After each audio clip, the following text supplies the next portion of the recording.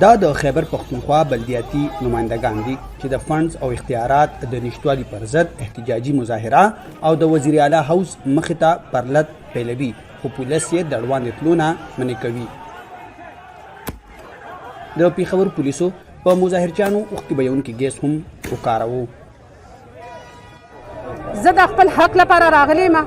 زه چې د خپل علاقې نه پاس شوی یم، زما نه خلکو امید دی. د بلدیاتي یو نظام دی چې عمران خان مونږ سپورټ کړي، مونږ ته ویلي وه چې د بلدیاتي نیچلي سطح باندې به چې دی دا ټول لاړ شي چې عوام سپورټ شي. زه د هغه عوام مطالبې مې راوړې چې زما 3 کاله کې اوسه پورې څه حقوق ماته میلاو نه شو، نه فنډ میلاو شو، نه زمونږ د اعزازیې وشولې، هېڅ هم ونه شو، نه فیمیل څه کارونه مونږ وکړو. نو مونږ خپل تپوس لا راغلو او په مونږ باندې دا کوم نه مونږ دهشتګردي کړې ده، مونږ خپل حق غوښتی دی، مونږ خپل حق لپاره آواز اوچتولو لا راغلو.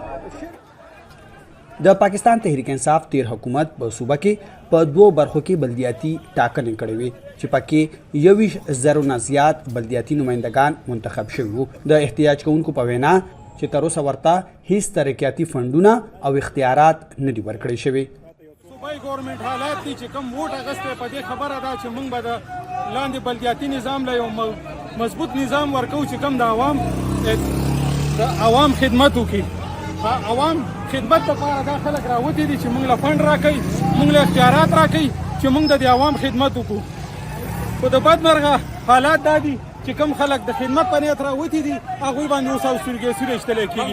دا د عمران خان ویژن دی، دا د عمران خان خبرې دي. ظلم خلاف، د بربریت خلاف، مطلب دی زموږ څه مظاهره وشوه، زموږ خبرې نه اورېده کېږي، موږ څه ټول پول نه کوو، څه بله خبره نه کوو، صرف د عوامو لپاره حق غواړو، د خپل حق لپاره راوتي یو او موږ ته دا ظلم کېږي چې په موږ باندې انسوکیس استعمالېږي.